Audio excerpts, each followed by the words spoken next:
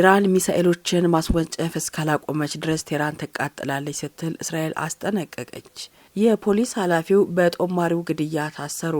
ጦማሪው እንደምታስታውሱት በእስር ቤት ውስጥ ነው ህይወቱ ያለፈው። በመጀመሪያ ሰሞን ከግድግዳ ጋር ራሱን በማጋጨቱ ነው ለሞት የበቃው የሚል ሀሳብ ተሰጥቶ ነበር። ነገር ግን በአሁኑ ሰዓት በጦማሪው ግድያ የፖሊስ ኃላፊው በቁጥጥር ስር ውለዋል።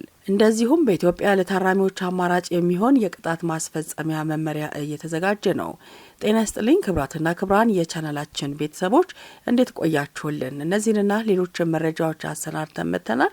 ይህንን ቻናል ላይክ፣ ሰብስክራይብ ልታደርጉ ጋብዘናችኋል። በቀጥታ ወደ ዝርዝር ዘገባዎቹ እንሻገራለን። በቀዳሚነት የምንመለከተው በኢትዮጵያ ለታራሚዎች አማራጭ ቅጣት ማስፈጸሚያ መመሪያ እየተዘጋጀ ነው። ታራሚዎች የሚቀርብላቸው ምግብ በቂ ባለመሆኑ ከቤተሰቦቻቸው እያስመጡ እንደሚመገቡ የፌዴራል የሕግና ፍትህ ኢንስቲትዩት ምክትል ዋና ዳይሬክተር አቶ ምትኩ ማዳ ለሪፖርተር ተናግረዋል። የታራሚዎች ቁጥር በመብዛቱ የአገልግሎት አሰጣጥ የቀለብና የማረፊያ እጥረት አጋጥሞናል ያሉት ኃላፊው የጠያቂዎችን ፍላጎት ማሟላት እንዳልተቻለም ጭምር ገልጸዋል። ለዚህም ነው ከእስራት ይልቅ የማህበረሰብ አገልግሎቶች እንዲሰጡ ለማድረግ አማራጭ የቅጣት ማስፈጸሚያ መመሪያ እየተዘጋጀ ይላሉ ኃላፊው። እንደ ኃላፊው ገለጻ ከሆነ በኢትዮጵያ ባሉ 126 ማረሚያ ቤቶች ውስጥ 6ቱ በፌዴራል ማረሚያ ቤቶች ውስጥ፣ ቀሪዎቹ ደግሞ በክልል መንግስታት ስር የሚገኙ መሆናቸው ይታወቃል። ወደ ቀጣዩና ዓለም አቀፍ ጉዳይ ስንሻገር ኢራን ሚሳኤሎችን ማስወንጨፍ እስካላቆመች ድረስ ቴህራን ትቃጠላለች ስትል እስራኤል አሳሰበች።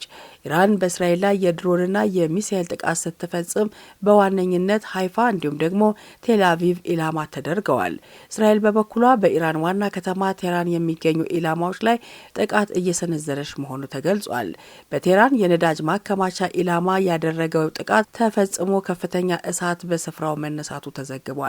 በሌላ በኩል ኢራን በዓለም ትልቁ የጋዝ ማምረቻ በእስራኤል ጥቃት ምክንያት በከፊል ስራ ማቆሙ ተገልጿል።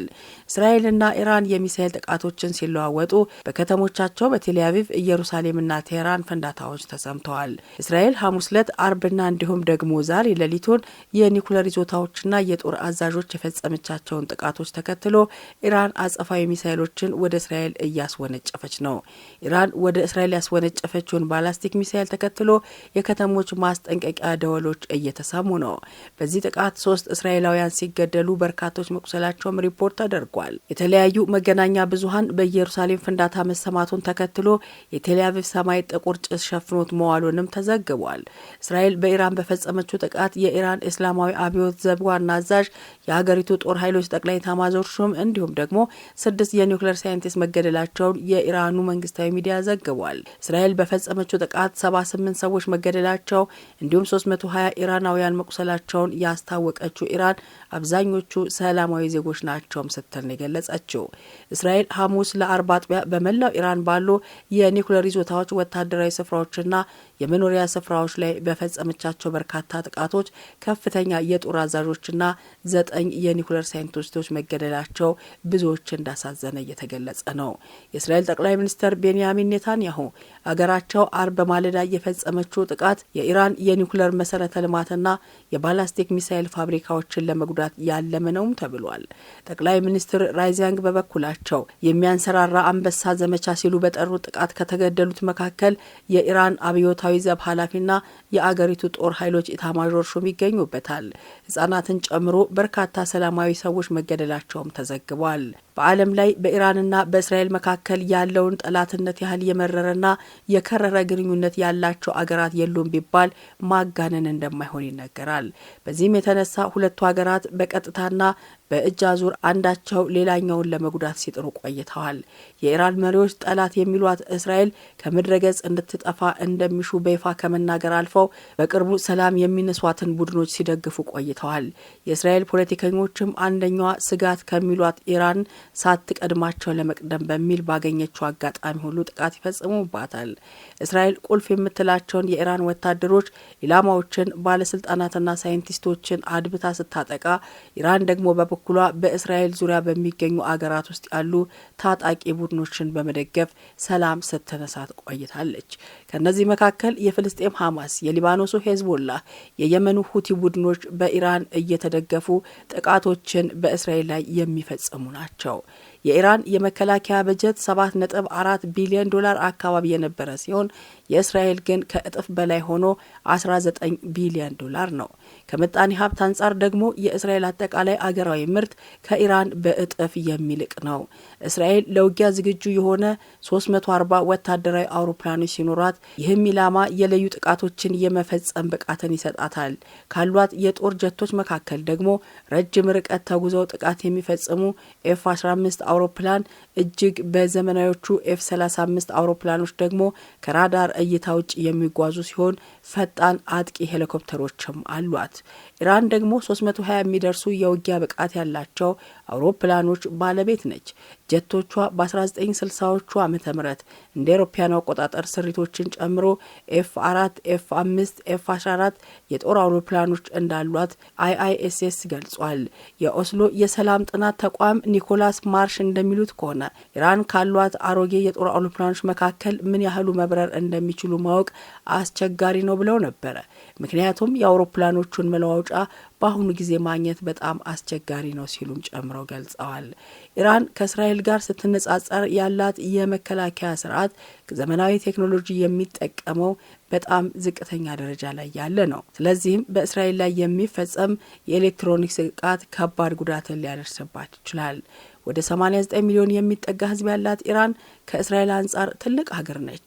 10 ሚሊዮን ህዝብ ያላት እስራኤል 9 ጊዜ ከኢራን የሚያንስ ዜጋ ነው ያላት። ከዚህ በተጨማሪም ኢራን እስራኤል ካሏት የመደበኛ ሰራዊት አባላት 6 እጥፍ የሚበልጡ ወታደሮች አሏት። በዚህም ኢራን 600 ሺህ መደበኛ ወታደሮች ሲኖሯት የእስራኤል ደግሞ 170 ሺህ መሆናቸውን መረጃዎች ያሳያሉ። እናም ይህንን ተከትሎ ሰሞኑን ኢራንና እስራኤል ፍጥጫ ውስጥ ከመግባት አልፈው ወደ ፍልሚያ ተሸጋግረዋል።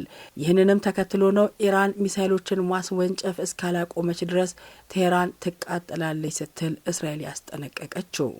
ወደ ቀጣዩ መረጃ እንሻገራለን። የኬንያ የፖሊስ ኃላፊ በጦማሪው ግድያ ታሰሩ። በኬንያ መዲና ናይሮቢ የሚገኘው ዋና ፖሊስ ጣቢያ ኃላፊ በፖሊስ ቁጥጥር ስር ሳለ ከተገደለ ወጣት ጦማሪ ጋር በተያያዘ መታሰራቸውን ገለልተኛ መርማሪዎች ገልጸዋል።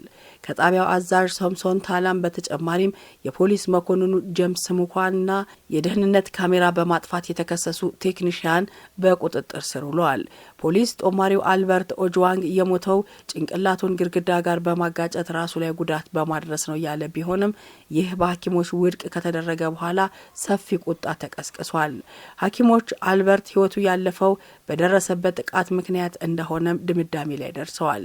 በጉዳዩ ላይ ገለልተኛ ምርመራ መካሄዱን ተከትሎ ቢያንስ በ23 ሰዎች ላይ ምርመራ የተካሄደ ሲሆን ሌሎች 5 ሰዎችም ከመደበኛ ስራቸው ተነስተዋል። የ31 ዓመቱ ኦጅዋንግ በፖሊስ ቁጥጥር ስር ሳለ ሕይወቱ ያለፈው ባለፈው ሳምንት መጨረሻ ነበር። ጦማሪው በፖሊስ ቁጥጥር ስር የሆነው በምክትል ኢንስፔክተር ኢሊዩድ ላጋት ላይ ትችት መጻፉን ተከትሎ ነበር። ፖሊስ መጀመሪያ ላይ በሰጠው መግለጫ ኦጅዋንግ በእስር ቤቱ ክፍል ውስጥ ራሱን ስቶ እንደተገኘና በከተማዋ ወደሚገኝ ሆስፒታል መወሰዱን ጠቅሶ ግድግዳ ጋር ጭንቅላቱን በማጋጨቱ ሕይወቱ ሊያልፍ እንደቻለ ገልጾ ነበር። ሆኖም የአስክሬኑ ምርመራ ውጤትና ፖሊስን በገለልተኝነት በሚቆጣጠረው ገለልተኛው የፖሊስ ታዛቢ ባለስልጣናት በተካሄደው ምርመራ ኦጅዋንግ ራሱን ገሎ ሊሆን ይችላል የሚለውን የፖሊስ ገለጻ ውድቅ አድርጎታል። ኢንስፔክተር ዳግላስ ካንጃም ቀደም ሲል የሰጡትን መግለጫ የሻሩ ሲሆን በሰራተኞቻቸው የተፈጠረው የተሳሳተ መረጃ መሆኑን በመግለጽ ይቅርታ ጠይቀዋል። አርብ ዕለት ሙኳና ፍርድ ቤት የቀረቡ ሲሆን የዋስትና ችሎት እስከሚሰጥበት አንድም ሳምንት ጊዜ ድረስ በእስር ላይ ይገኛሉ። በወንጀል መርማሪዎች ለፍርድ ቤት የቀረበው የመጀመሪያ ደረጃ የምርመራ ውጤቶች ሙኳና እንዲሁም ደግሞ ሌሎች ተጠርጣሪዎች የደህንነት ካሜራዎችን ማጥፋትን ጨምሮ በኦጅዋንግ ግድያ ሴራ ላይ ተሳትፏቸዋል ተብለዋል። ሙኳና የቀረበባቸውን ክስ በተመለከተ እስካሁን ምላሽ አልሰጡም። ሆኖም ግን ጠበቃቸው ኮንስታብል በተጠሩ ጊዜ ራሳቸውን ማቅረባቸውን በመጥቀስ ዋስትና እንዲሰጣቸው ጠይቀዋል። ሐሙስ ዕለት የጦማሪው ግድያ ያስቆጣቸው በመቶዎች የሚቆጠሩ ተቃዋሚዎች አደባባይ በመውጣት ምክትል ኢንስፔክተር ላጋት ከኃላፊነት እንዲነሱ ጠይቀዋል። ጄኔራል ላጋት ከኃላፊነታቸው እንዲለቁ አሊያም እንዲታገዱ ከህዝብ ከተቃዋሚ ፓርቲ መሪዎችና ከሲቪል ማህበረሰብ ቡድኖች ከፍተኛ ጫና ደርሶባቸዋል። ፕሬዝዳንት ዊሊያም ሩቶም አፋጣኝ ምርመራ እንዲደረግ የጠየቁ ሲሆን አስተዳደራቸው ዜጎችን ከህገ ወጥ ፖሊሶች እንዲጠብቅ አርብ ዕለት ቃል ገብተዋል። ፕሬዝዳንቱ ከ3 ዓመት በፊት ወደ ስልጣን ሲመጡ ከፖሊስ የጭካኔ ተግባርና ካለ ፍርድ ቤት ግድያ ጋር ተያይዞ የሚነሳው የኬንያ ታሪክ እንዲያከትም እንደሚያደርጉም ቃል ገብተው ነበር። ሆኖም በኬንያ ባለፈው ዓመት ብቻ ወደ 160 የሚጠጉ ያለ ፍርድ ግድያዎችና አስገድዶ መሰወሮች እንደተፈጸሙ የአገሪቱ የሰብአዊ መብቶች ኮሚሽን ገልጿል። ገለልተኛ የሆነው የፖሊስ ተቆጣጣሪ ተቋምም ባለፈው 4 ወር ብቻ ቢያንስ 20 ሰዎች በፖሊስ ከተያዙ በኋላ ተገለዋል ተብሏል። ክብራትና ክብራን የቻናላችን ቤተሰቦች ለሰዓቱ ያዘጋጀናቸው መረጃዎቻችን በእንዲህ መልኩ ተጠናቀቁ። ይህንን ቻናል ላይክ፣ ሰብስክራይብ እንድታደርጉ ጋበዝናችሁ። መልካም ጊዜ በያላችሁበት።